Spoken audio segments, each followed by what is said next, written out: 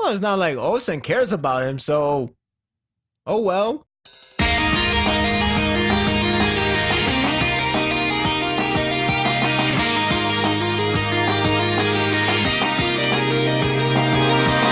Well, it sucks to be Gyoko Unit right about now. You would think Hisha Unit would have it rough with some considering them as the underdog, or a group that you shouldn't have any expectation. It all goes to Ohan and his men, just before the year can end on an uplifting note. But no, they have to suffer. What luck!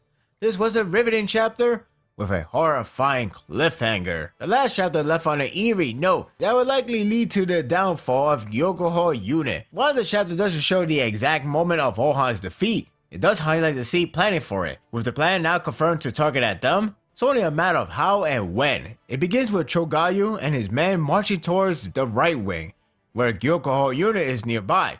It gave me the thought that perhaps Ohan will be challenging him, since Shin is occupied with Gyoon.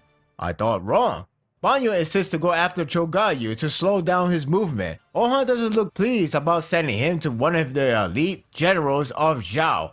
It's telling how much emotion he has expressed throughout this arc, which is really good. It's refreshing and pleasing to see Ohan to feel more than just anger and frustration. That all said, it is worrisome that Banyo's death flag was raised the moment he says his farewell with a warning. Ohan does notice that something is really odd with Zhao's formation. He's in for a surprise of his life.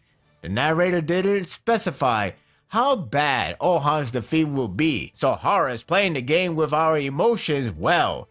We can only wait and see. As his shift focus on Gyoon army against Hishin Unit, I was excited for round 2 between them. Seeing how intense the first one was, albeit one-sided for the most part, Gyoon is aiming for the right side, similar to Chogayu's tactic. Coincidence? The difference is Kyokai and her men are at the right side, waiting for him. I really like how determined she is to kill him, especially if they fight on the ground.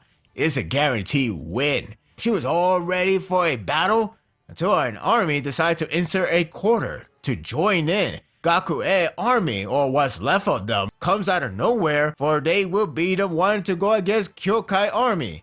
Yeah, good luck with that. A shame that we won't have her against Gyoon. That would have been intense. However, this tactical move is rather crazy. Gakue army was with Bananji a few seconds ago, who were dealing with Aku army, but then decided, I'm tired. Let's try to kill Kyokai. Yeah! They travel far just to attack. They are crazy, as their late captain. As crazy that move was, this is actually bad news. Cairo 10 may not provide a strategy since everyone is in do or die mode, but she can provide the detail of what changes and what's troubling. In this case, she noticed that Zhao isn't fighting independently anymore. They're working together, tactically.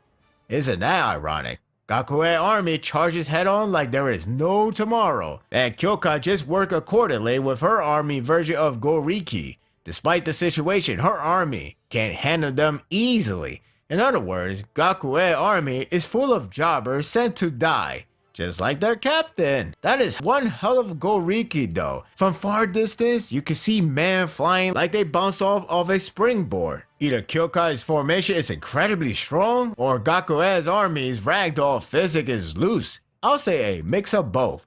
Ten expects Gyoon army to appear anytime soon, so it would be best for Shin to help out to clear the field. The problem is, he's just staring at the distance, motionless. Is he that amazed by Kyokai? I mean, who wouldn't be, right?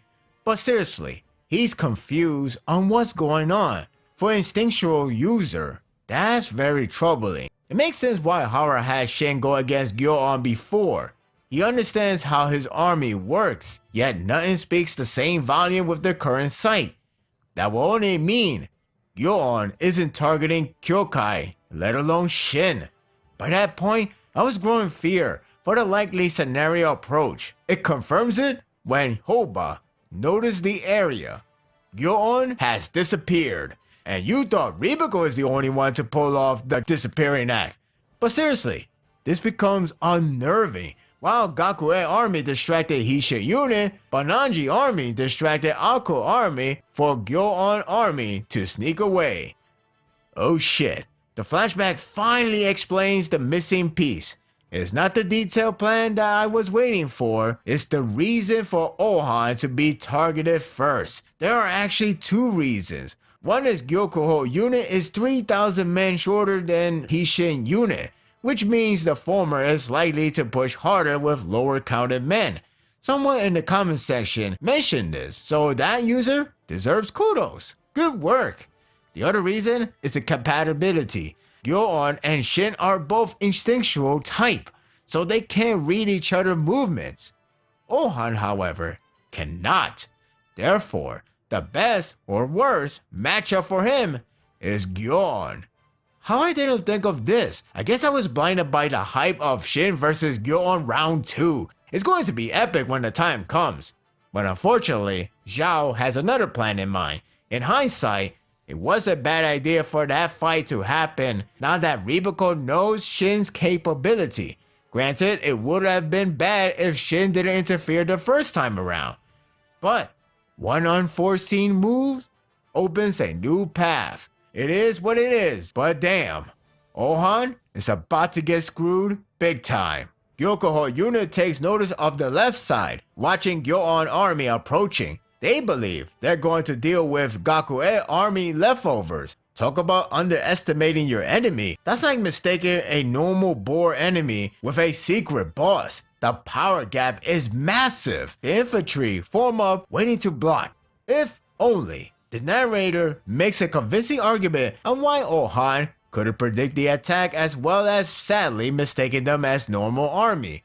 It all leads to a surprise attack, and by surprise, I mean they are overwhelmed by sheer strength alone. The unit is under attack. The tension runs higher and higher with each passing panel. I lost track of the pages, so I didn't know the chapter was close to the end.